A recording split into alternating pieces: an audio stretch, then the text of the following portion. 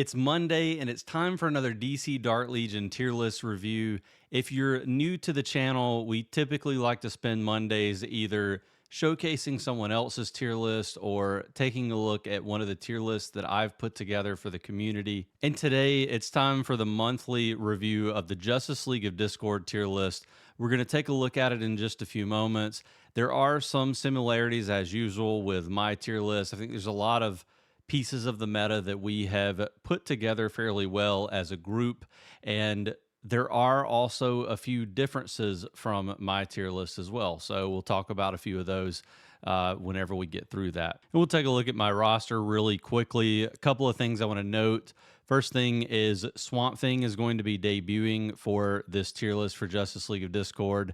And this is a character that I have pulled extensively. I have him to 1 yellow star. So I do feel like I have the ability to talk about his kit just a little bit and provide some, feedback on where I think he should be in the tier list.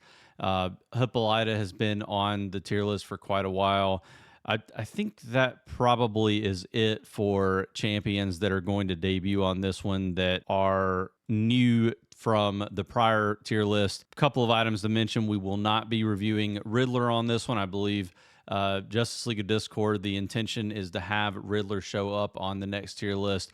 Also Nurse Harley, probably Donna Troy, and Death Metal Wonder Woman. Those are all champions that will appear on the next tier list, so we won't be focusing on them at all here. I do want to say that there's a very high likelihood that those champions being featured in the next tier list, even for mine as well, are definitely going to play a factor in kind of where everything shakes out the next time. In particular, Riddler, I think him paired with Nurse Harley is probably going to disrupt the meta just a little bit.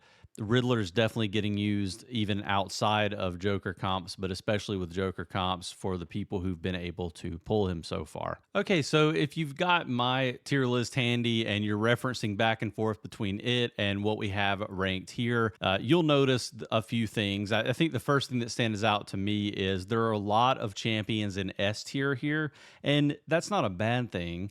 I don't really typically have too much of an issue with champions being, highly ranked or highly recommended. But in my opinion, I think you need to have a little bit more of an even split across the tiers. And I worry about there being too many champions in the S tier category, because that typically would tell me that the category is diluted and either some of those champions shouldn't belong there, or for whatever reason, there must be a tier even higher than that. And I don't really agree with having S plus tiers on these types of tier lists. I think if anything, what you should be doing is moving those champions down to make sure that the highest possible level has less champions that are more curated, more powerful, and more impactful to your team. And I've mentioned this before. I think that A plus tier is one that we kind of created at the very beginning of the game to try to showcase some of those champions that are like must pull for your teams that you're trying to build, but not necessarily rising to the level of S tier. So it's kind of like a continuation of S tier, or it's a way for us to differentiate between that slight little change that makes one champion better than everyone else. So that's the first thing that stands out to me here, is probably too many champions in S tier, but it's not too much different from ours. So we'll talk through this. The first thing, and I think this happened on the last iteration of the JLOD tier list, Scarecrow was added to S tier from A plus tier. Again, this is something that I kind of go back and forth on, and I'm really close to the point where I want to move Scarecrow up into S tier. I really do think he's that impactful, especially with Arkham's Most Wanted having a bit of a resurgence, and just the fact that they continue to buff Scarecrow and Joker. I do have a little bit of a hesitation, because I wonder if they're going to go in the opposite direction next and nerf one or both of those champions to compensate for an overcompensation in some of those buffs that they've made recently. But we need to be looking more in today and not into the future. So again, I'll probably end up bumping him up. I like that. I'm curious how voting's going to go into the future, whether he'll stay there. The rest of those champions are ones that I have the same in my tier list: Superman, Supergirl, Queen Hippolyta. Again, Superman, I'm toying with the idea of dropping down a tier in my tier list. So we'll see how community voting does for him as well. Moving over to the assassin class, we got the exact same setup as my tier list. So Constantine, Sinestro, and Nightwing.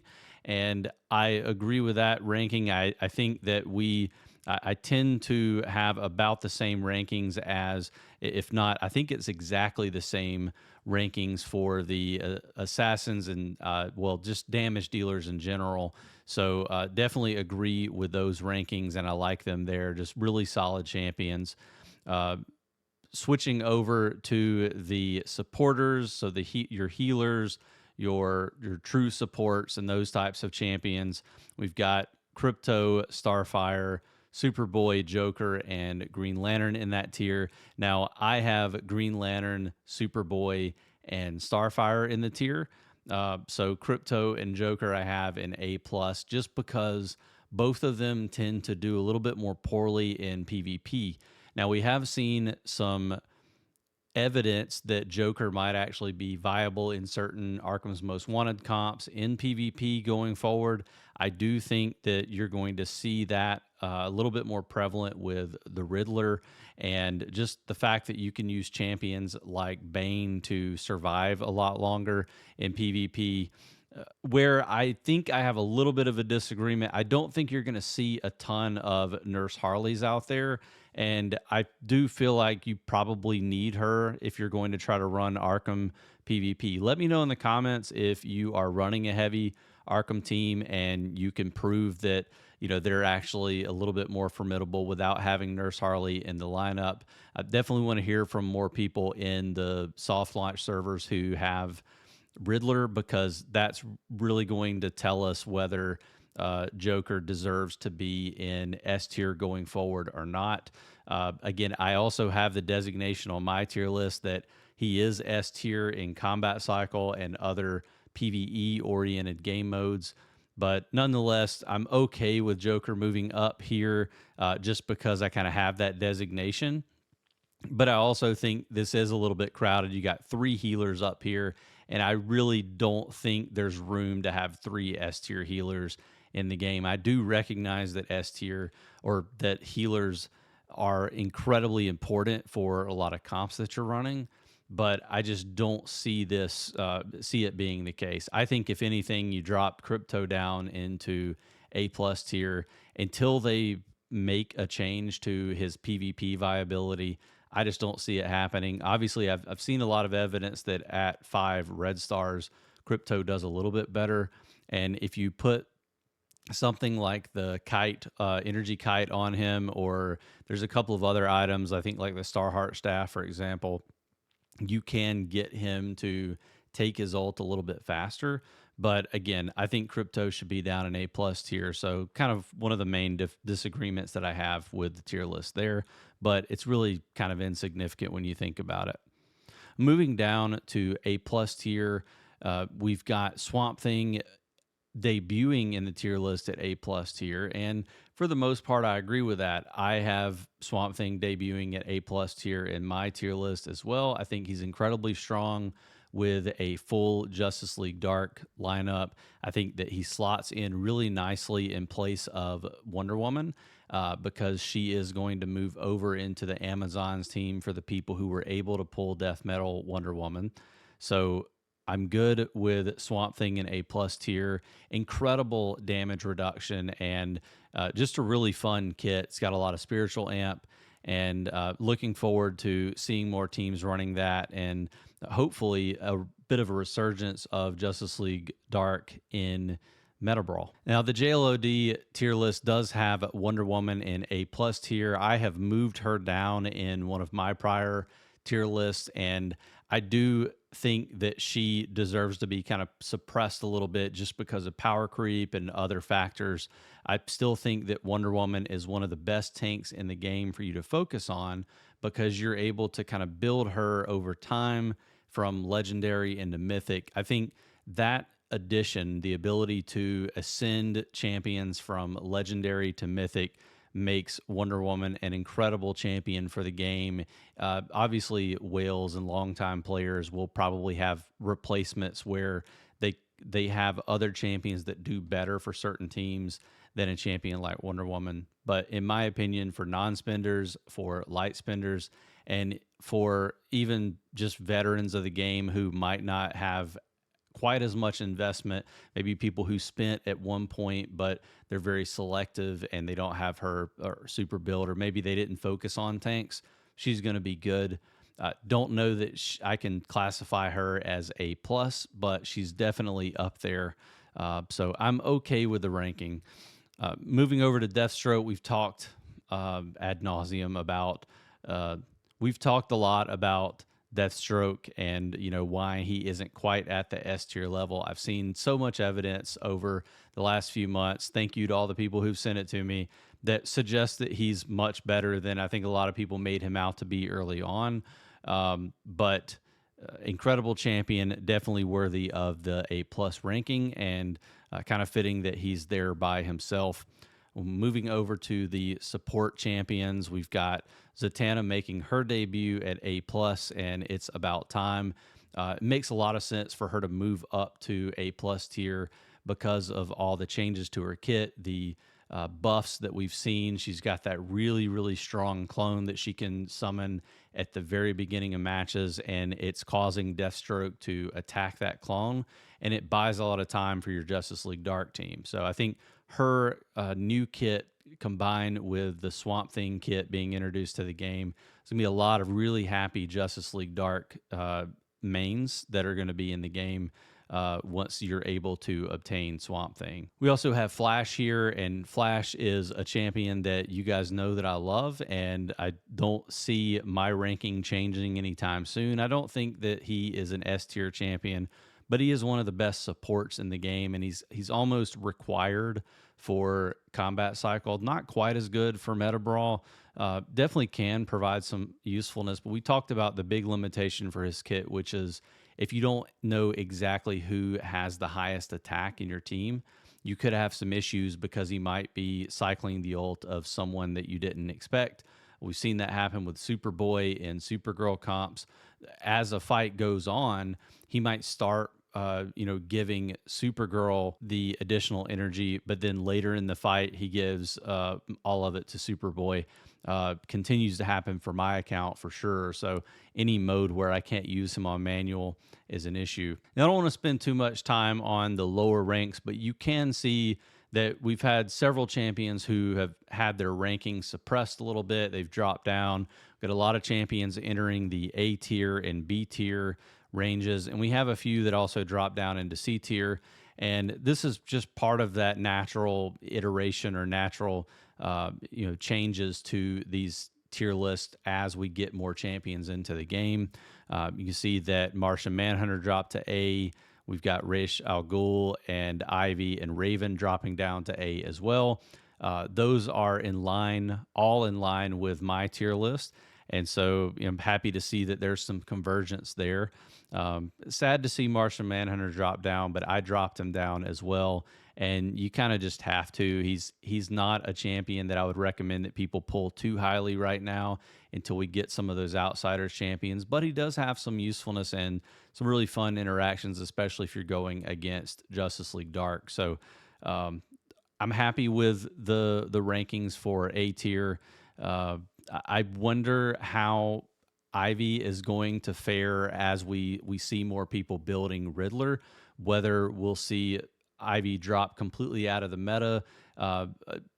Seems like it might be a little bit redundant because Riddler might be able to heal fairly well with his shields that he's providing as part of his ultimate, and also the healing that is going to come when you get his unique legacy piece. We'll continue to monitor that in the meta. And it may be that Ivy falls even further down to B tier, which is sad because uh, at global launch, Ivy was just one of, in my opinion, one of the best healers in the game. B tier, we've got Robin dropping down into B tier. We've got Green Arrow dropping into B tier, Mira dropping into B tier, and we have Two Face rising up to B tier. Happy to see Two Face getting a little bit of credit here.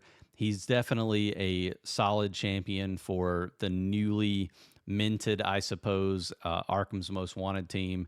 I don't think you're going to be replacing Two Face with Riddler.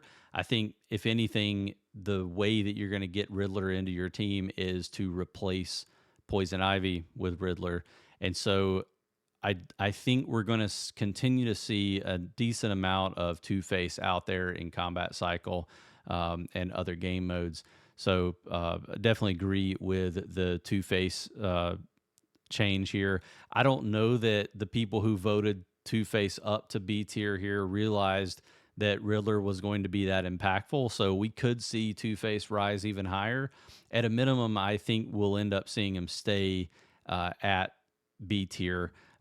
We might see some of these other champions drop it even lower, though. And lastly, we've got Adam, Red Hood, and Black Adam, who all drop down to C tier, and that is consistent with my tier list as well. I think the one curiosity here is going to be Red Hood for his ascension.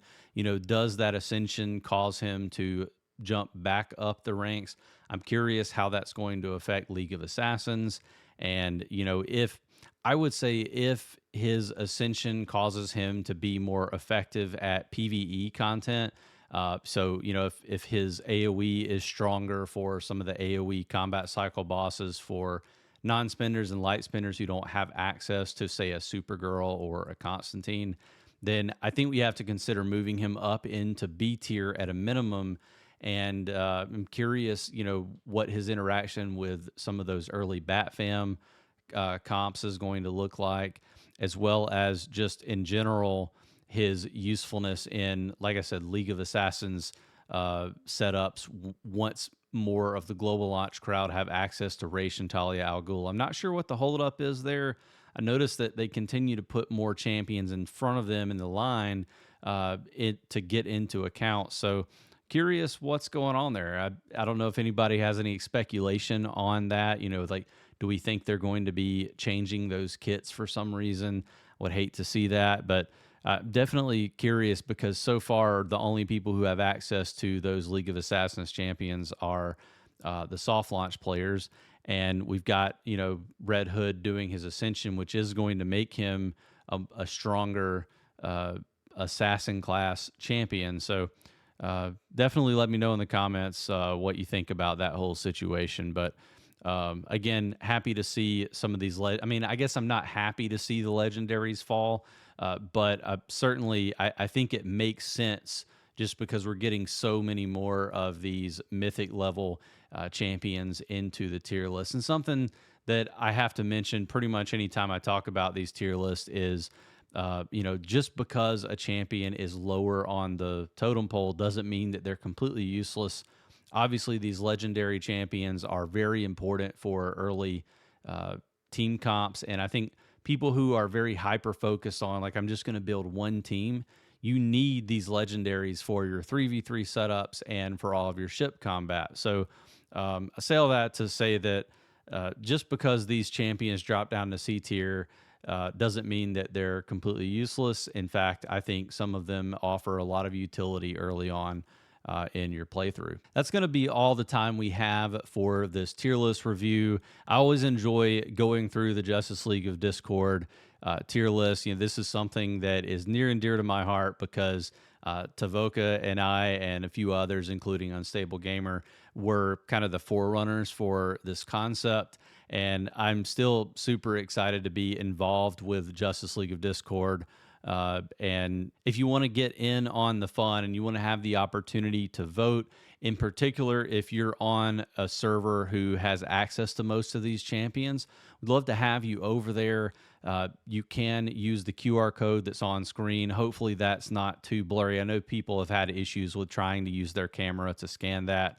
But you can also, I'll try to leave a link in the description of this video so that you can just click in and go directly over there. Again, we'd love to have you as part of the voting ranks. And if not, you can always just kind of hang out and talk DC Dark Legion with us. If you like this video, I hope you'll consider subscribing to the channel or even becoming a member of the channel. We do have a handful of members now.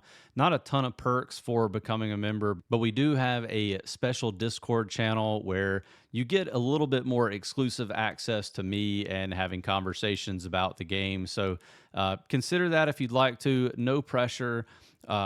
Even if you don't want to subscribe, I still hope to see you in the next video.